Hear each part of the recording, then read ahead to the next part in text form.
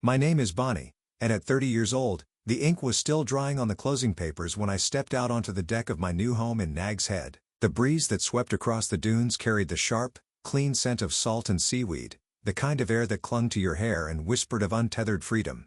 For the first time in longer than I cared to admit, I inhaled deeply, really breathed, as if the oxygen here was mine alone to claim. The house wasn't extravagant, not the kind that turned heads or graced glossy magazines. Its weathered gray shingles told stories of storms survived. Its wide salt-flecked windows opened toward a stretch of sand that curved lazily to meet the restless Atlantic. But it was my every beam, every scuffed floorboard, every sun-bleached shingle had been paid for with my effort, my sacrifice, my quiet persistence. This place wasn't just shelter. It was a boundary carved out of a lifetime spent standing in someone else's shadow. I had barely set the folder with the deed onto the counter when my phone buzzed. Marcella. My sister's name glowed on the screen like a warning light. I hesitated only a moment before answering, though I already knew the rhythm her voice would take. "We'll be there in 3 hours," she said. Sharp, clipped, each word carrying the authority of habit. "All 26 of us. My in-laws, the kids, everyone. Clear the rooms. Get meals ready. We're staying 2 weeks." It wasn't a request. It was a command. The call ended before I could reply. I stood there alone in the center of my unfurnished living room, the sunlight pooling across the bare wood floors, the ocean light flickering like silver on the walls. Her words lingered, bouncing softly around the space that had never known her voice before. That tone, the one that sliced through air like glass, was all too familiar. I'd grown up under it, obeyed it, bent to it until I nearly forgot there was any other way to be. "Marcella never asked," she declared, and everyone, myself included, made room for her declarations. But this house was mine. The deed had my name on it, and no one else's. The ink was fresh proof that I had finally stepped beyond the reach of her commands. Outwardly, I stayed composed, letting none of the old tremors return to my voice. "I hear you, Marcella," I had said, steady as stone. But inside, something long dormant began to stir. It was a mix of ache and steel, something both fragile and unbreakable. When I ended the call, I set the phone down carefully and turned toward the horizon. The water beyond the dunes was restless, glittering, alive. I had 3 hours. That was all she had given me, and I already knew somehow that 3 hours would be plenty. As the wind murmured through the open windows, my mind drifted backward, carried by the tide of memory to the place where Marcella and I had learned who we were expected to be. She was fire, demanding, dazzling, unyielding.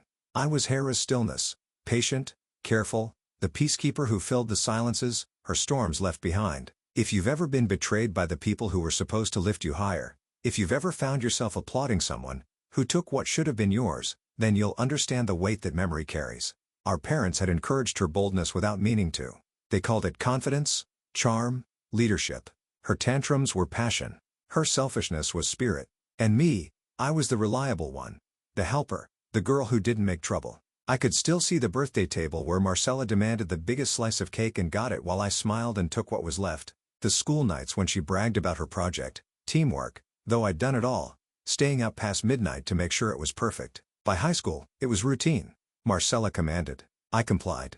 When our parents died, I thought naively that grief might change her, that loss might finally humble her, but it only magnified what she already was. She seized control of the estate before the funeral flowers had even wilted. Relatives deferred to her without question, and I, to argue, stepped back the way I always had. She called it family leadership. I called it eraser. Years passed and her voice still filled every room we shared. Every time I spoke, it was as though the air thickened, swallowing my words before they reached anyone's ears. And yet, standing in my beach house, with the ocean wind threading through my hair, I felt something different, something close to defiance. This place was untouched by her. The walls had never echoed her footsteps. The deed was mine alone, written in my name, sealed by my hand. I could almost see us as children again. Marcella stamping her foot, me folding my hands to keep them from trembling. But now, for the first time, the trembling was gone. What replaced it was quiet, deliberate calm, the kind that comes when you realize the story doesn't have to keep ending the same way. When our parents passed, I had believed foolishly that responsibility would soften her edges. Instead, she used it as armor. The estate was split on paper, but in practice, everything orbited her authority. The Mudcoin family farm in Johnston County was the first to go. It had been our father's pride, his life's work, a stretch of green and gold that seemed endless in summer. I had wanted to keep it, lease it maybe, or turn it into a cooperative. But Marcella waved the idea away, claiming it was too much upkeep. She'd never set foot in the fields. Yet within months, the land was sold, bulldozed, parceled, and covered in tract housing. Then came our childhood home in Raleigh, the one with cedar closets and wallpaper that still smelled faintly of my mother's perfume. I had suggested restoring it, preserving the memories before deciding what to do next. Marcella hired contractors before I could finish the sentence. She gutted the place from the inside out. By the time she was done, the house was stripped of everything it had once been. Our past erased like pencil marks from a page. And through it all, I stayed silent. It was the role I knew best. The beach house, though, that was supposed to be my redemption. My sanctuary. I had bought it after years of double shifts at Duke Regional, saving every spare dollar, living modestly while people assumed I had nothing. When I signed those papers, I thought I had finally outrun her reach. But the call proved otherwise. Marcella didn't need a key to invade. Her weapon had never been possession. It was entitlement. And this time, I refused to hand her the battlefield. If I confronted her head-on, I knew the script. She'd yell, twist my words, cry about being mistreated, and by the end, I'd be painted as ungrateful. I'd been cast in that role too many times. No more. This time, I would fight differently. Quietly, I opened the folder I'd carried from the closing office. Inside were scribbled notes, numbers, and contacts I'd gathered just in case. At the time, they'd been preparation for someday. Now, they were my defense. First, I called out a property manager in Nag's Head, a man named Tom, who specialized in vacation rentals. I explained that I needed the house booked immediately, that it was available starting that night. He paused for barely a moment before saying, "You're in luck. I have families waiting for last-minute cancellations." We drafted the contract on the spot. I forwarded the documents and confirmed the payment details. Within the hour, the property would no longer be vacant. Next, I called on catering service in Kill Devil Hills, arranging for dinner delivery that evening for the incoming guests. Meals for 26 prepaid. Let Marcella have her feast. It would be enjoyed by strangers, not her. Lastly, I contacted a calm moving crew, asking them to be on standby in case I needed help with linens or staging for the rental. They agreed, ready within the hour. With each call, my pulse steadied. No panic, no fear, only precision. For years, I had mistaken silence for weakness. Now I understood it could be strength, sharp, deliberate, and unshakable. Marcella had given me 3 hours. I would use every minute. When I finally set the phone down, the house seemed to shift around me, its stillness no longer hollow.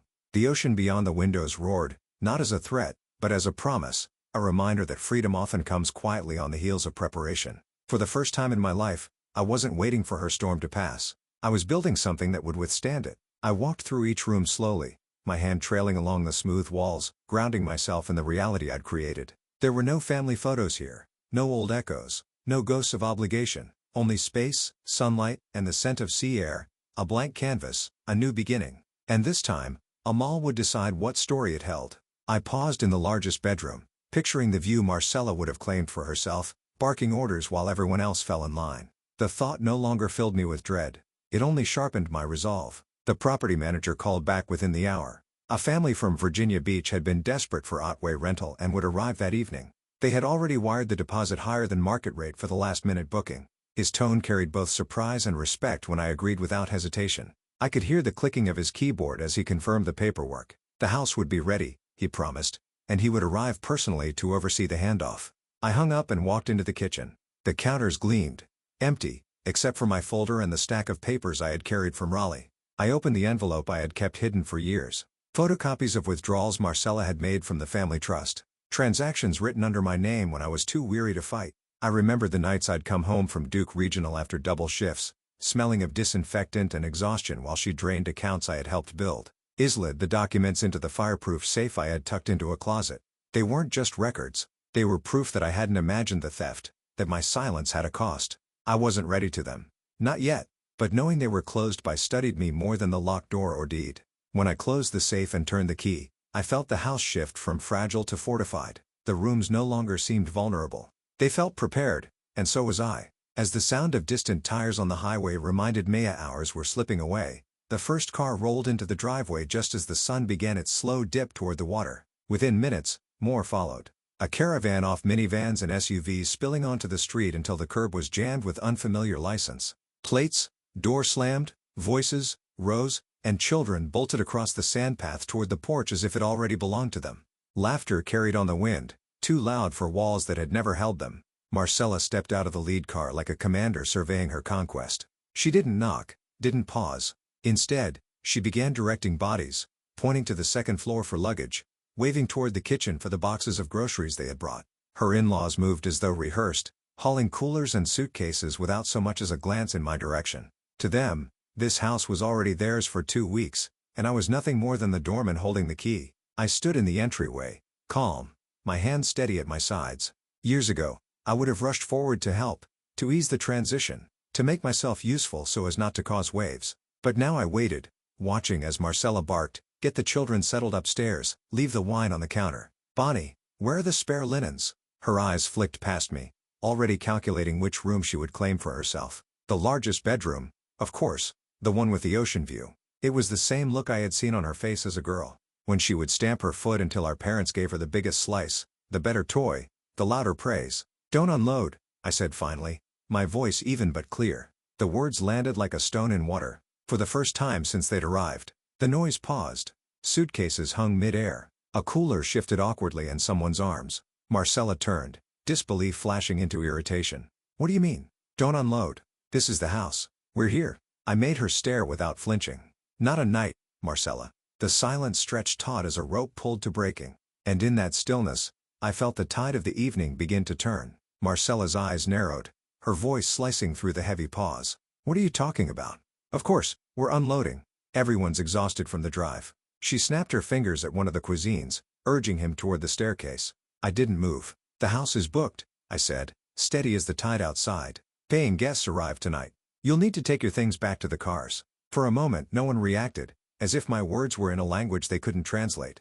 Then, confusion rippled across the group.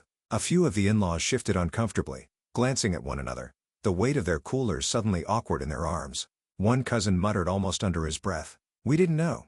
Right on cue, the property manager appeared at the end of the drive, clipboard in hand, his shirt crisp, his stride brisk. He greeted me first, then turned to Marcella with professional detachment. "Ma'am, this property has been reserved. 2 weeks paid in advance at above market rate. I'm here to prepare for the renters' arrival." The whispers grew louder, embarrassment coloring faces that had moments ago been full of laughter. Marcella's expression twisted, disbelief colliding with outrage. "This is ridiculous. We're your family. Strangers don't come before us." I let the silence breathe before answering. "This isn't a family hostel. It's an investment. One I worked for, one I own, and one that will pay for itself starting tonight." A line had been drawn, and they could all see it. Some in-laws avoided my eyes. Others stepped back toward their vehicles, shifting from her side to neutrality. The strength of her tirage faltered, and the certainty she always wore like armor began to crack. Marcella looked around, waiting for someone to back her, to echo her outrage. But the crowd behind her was no longer unified. It was splintering. The loyalty she counted on dissolving into awkward silence. Her face flushed crimson as she turned back to me, her voice rising, desperate to reclaim the ground she was losing. But I had already set the stage for what came next. Marcella's fury was rising, her voice pitched sharp enough to cut glass. When I reached into the folder I had carried from Raleigh, I pulled out a plain envelope thick with papers and held it out between us. She hesitated, suspicion flickering across her face before she snatched it from my hand. Her bravado faltered as she flipped through the pages. Bank records, copies of trust withdrawals, each line stamped with her signature beside my name. Years of siphoning disguised as practical management. I had kept them quietly, waiting for the moment when silence would no longer be weakness but weapon. Her hands shook as the papers rattled in the wind. Rage twisted across her features, but underneath it, I saw something sharper. Fear. For once, her control was not absolute. "If you ever touch this house," I said evenly, "every dollar you stole becomes public record. Court, community, everyone.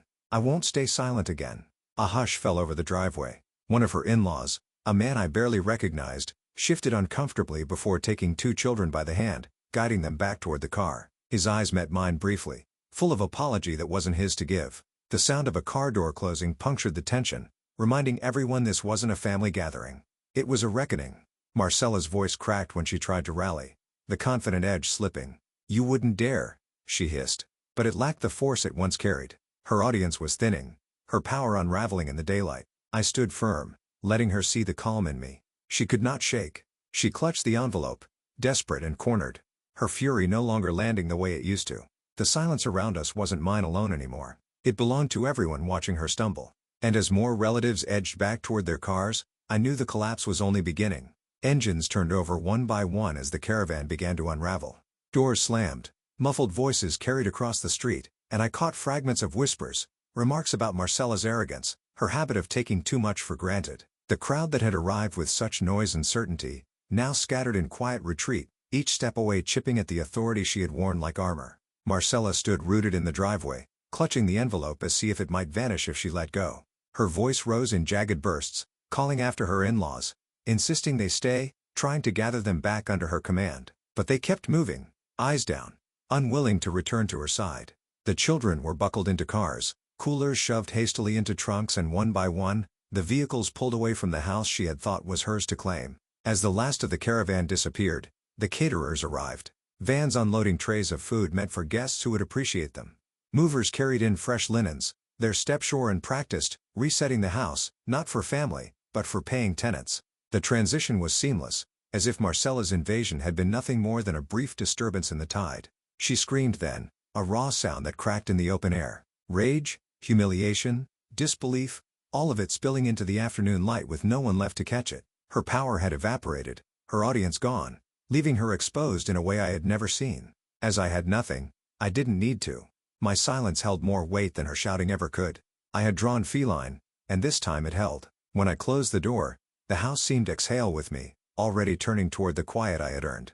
That night I carried a chair onto the deck and let the sound of the waves wash through me. The sand shimmered pale in the moonlight, the Atlantic restless but steady, a rhythm older than anything Marcella or I had ever fought over. Above him, the stars stretched wide and sharp, unbothered by the noise of the day. For the first time in years, I felt no weight pressing down, no shadow stretching across my steps. I thought of the girl I had been, the one who yielded, who swallowed her words so that Marcella's could carry. That girl had walked behind her sister in Raleigh kitchens and crowded schoolyards, always the one to smooth the path to absorb the for decades. I had mistaken patience for weakness, silence for safety. But sitting there, the salt air in my face, I understood the truth. I had never been weak. I had been waiting. The house around me wasn't just wood, glass, and paint. It was proof that years of double shifts, frugal choices, and quiet resolve had built something solid. It was a line drawn in cedar and stone, a reminder that I could claim space without apology. Marcella's voice no longer filled the night. Her demands, her certainty, her entitlement had slipped into the past, and with them went the part of me that had always bent. I leaned back, listening to the ocean beat its endless rhythm, and felt the key warm in my pocket. The deed was mine, but more than that, so was the house. Was not just an investment. It was my declaration that I would never again be erased.